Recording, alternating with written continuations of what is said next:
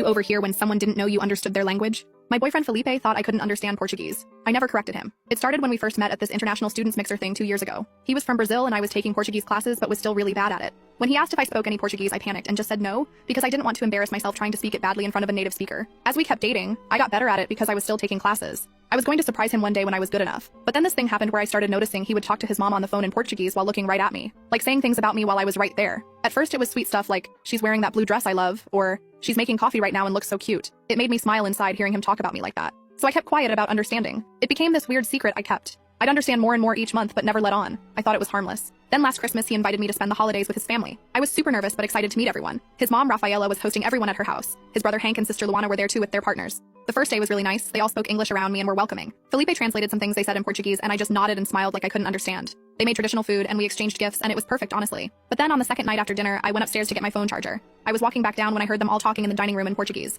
I froze on the stairs when I heard my name. Rafaela was saying something about me not being right for Felipe.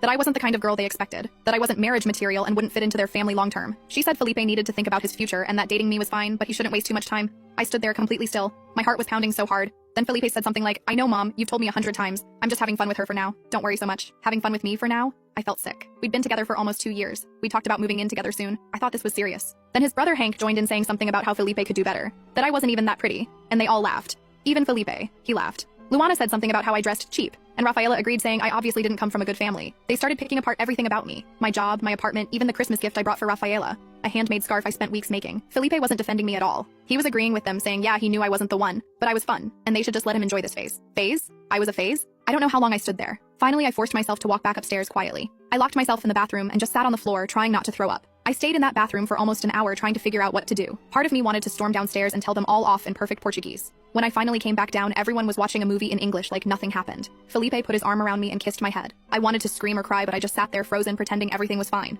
The next morning at breakfast, Rafaela asked me in English if I slept well and I almost lost it. They were all being so fake nice to my face while destroying me behind my back in a language they thought was their secret code. I